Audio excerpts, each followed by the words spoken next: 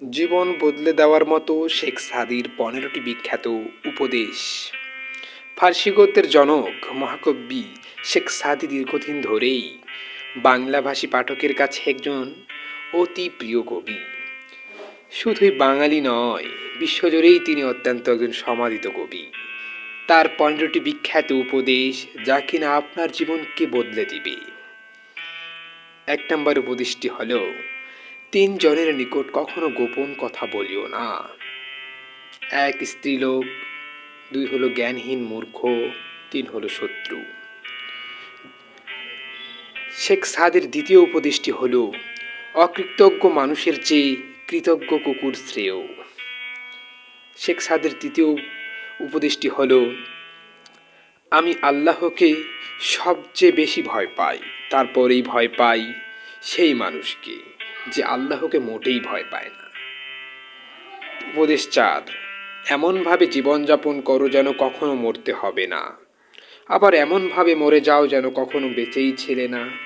উপদেশ ৫, হিংস্র বাঘের উপর দয়া করা নিরীহ হরিণের উপর জুলুম করার সমান। উপদেশ ৭, যে সৎ নিন্দা তার কোনো অনিষ্ট করতে পারে না।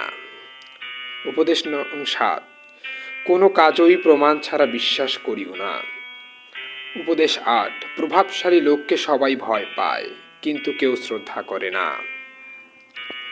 দেয়ালের সম্মুখে কথা বলার সময় সতর্ক হয়ে কথা বলো, কারণ তুমি জানো না দেওয়ালের পিছনে কে কান পেতে দাঁড়িয়ে আছে।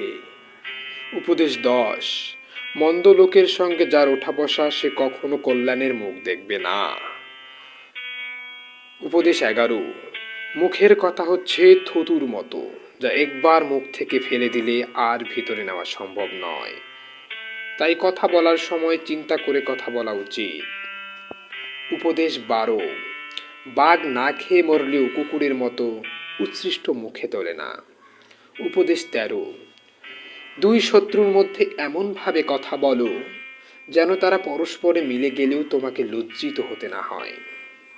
উপদেশ ১৪, ইহকাল ও পরকাল যাহা আবশ্যক তাহা তুমি যৌবনেই সংগ্রহ করিও।